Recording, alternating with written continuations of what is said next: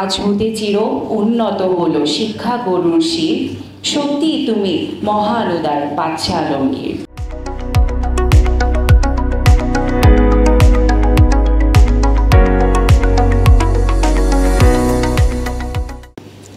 Such a things, যে শিক্ষার যে বিষয়টা, আর সেই শিক্ষার যে যারা দিয়ে থাকে তারাই কিন্তু আমরা যারা শিক্ষক।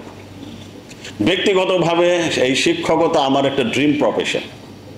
আমি পেয়েছি যেটা আমি চেয়েছি, আর বাকি সবারটা আমি জানবো না, কিন্তু টিচিংয়ে একবার আসলে এটাকে কিন্তু আসলে রেসপেক্ট করা দরকার।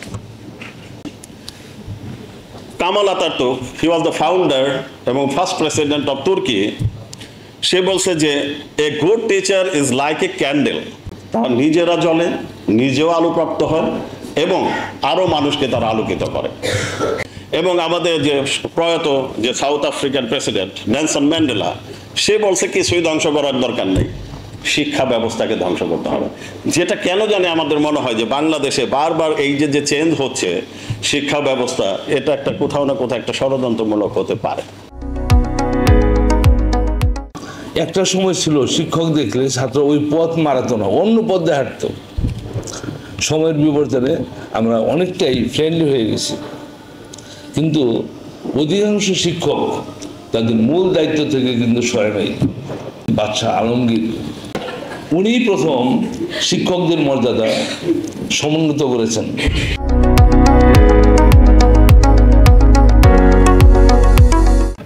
যে শিক্ষাটা কি প্রথমে, what is education? Education is to give কি বলবো, অন্ধকার থেকে আলোতে আনা, to bring people from ignorance to enlightenment. That is education. আমাদের মতো উন্নয়নশীল দেশগুলোতে আমাদের শিক্ষকদের যে সম্মান পাওয়া উচিত, সেই সম্মানটা হয়তো বা আমরা এই দেশের শিক্ষকরা হয়তো বা পাই না। বাট এখনও আমরা শিক্ষার্থীদের যে ভালোবাসা পাই, সেটা আমাদের সামনে চলার পথকে আরও মসৃণ করে দেয়, আরও অনুপ্রেরণা যোগায়। বিশ্ব শিক্ষক দিবস, প্রতিপাদ্য শিক্ষকের কণ্ঠস্বর, শিক্ষায় নতুন সামাজিক অঙ্গীকার। আমার প্রথম প্রশ্ন যেটা তোমাদের মাঝে তুলে ধরছি, শিক্ষক এটা একটু জেনারিক টার্ম না? শিক্ষকের সাথে কি আদার জিনিসগুলো জড়িত আছে?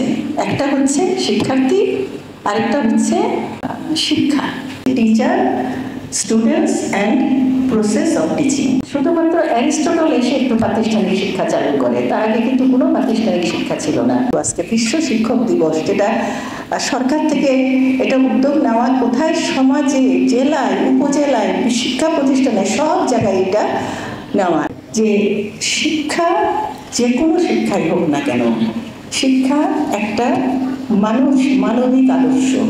মানে আমি যা জানি আমার জানাটাকে শেখাতে হবে, তাই না?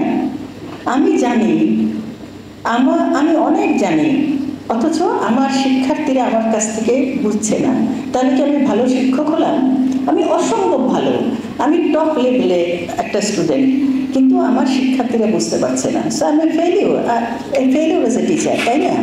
তাহলে একটা শিক্ষকের সার্থকতা কি? তার যে শিক্ষার মাধ্যমটা, শিক্ষার ধরনটা, সেটাতে তারা যদি স্টুডেন্টদের কাছে রিচ করতে পারে। একটা মানুষ খুব ভালো রিসার্চার হতে পারে, খুব ভালো ছাত্র হতে পারে, নট নেসেসারিলি একটা ভালো শিক্ষক হতে পারে। আরেকটা যেটা হচ্ছে, শিক্ষকতা একটা আদর্শ অবস্থান। সেই আদর্শ অবস্থান অবশ্য মানব জীবনে প্রত্যেকটা মানুষের আদর্শের অবস্থান। আমি বলছি শিক্ষার আদর্শের অবস্থান, যে শিক্ষকতা পেশাটাকে একটা মানবিক দৃষ্টিকোণ থেকে, একটা আদর্শ থেকে এটা যদি চিন্তা করে, তাহলে শিক্ষক, শিক্ষার্থী আর শিক্ষকতার পেশাটাকে একটা ভালো সমন্বয় করা যায়। মায়ের কাছে শিশুর শিক্ষা জন্ম থেকেই শুরু, মায়ের পরে শিক্ষক হলেন অন্যতম গুরু। পৃথিবীতে জন্ম নেওয়ার পর থেকেই যাকে সর্বপ্রথম শিক্ষক হিসাবে আমি পেয়েছি, তিনি হলেন আমার মা, আমার স্নেহবনী মা। তিনি প্রথম আমাকে পৃথিবীর আলো, বাতাস, গাছগাছালা এসব শিখিয়েছেন। তিনি শিখিয়েছেন অ, আ, ক, খ, এই সব কিছু। আর শিক্ষকের পরেই এই জন্যই আমি আমার শুরুতে আজকের এই শুভ দিনে শুধু আমার মাকে না, সারা বাংলাদেশ তথা সারা বিশ্বের প্রতিটি মাকে জানাই বিনম্র শ্রদ্ধা এবং সালাম, ভালোবাসা। আর পিতা মাতার পরে শিক্ষকের স্থান। আর আমি তাই বলি, শিক্ষক হচ্ছে একটা বদ্ধ ঘরের খোলা জানালা, যে জানালা দিয়ে তুমি দূর নীলাকাশ দেখতে পাবে। তদ্রুপ প্রতিটি ছাত্র যারা আমরা এখানে আসছি, আমরা বুক ভরা স্বপ্ন নিয়ে আসছি। আমরা আমাদের এই স্বপ্নকে, তোমরা তোমাদের এই স্বপ্নকে কিভাবে বাস্তবায়িত করবে, একজন প্রকৃত শিক্ষকের মাধ্যমে তোমরা তোমাদের এই স্বপ্নকে বাস্তবায়িত করতে পারবে। আবার আমাদের আকরাম স্যার বলেছেন, মোমবাতি ক্যান্ডেলের কথা বলেছেন, যে শিক্ষককে বলা হয় মোমবাতির সাথে তুলনা করা হয়।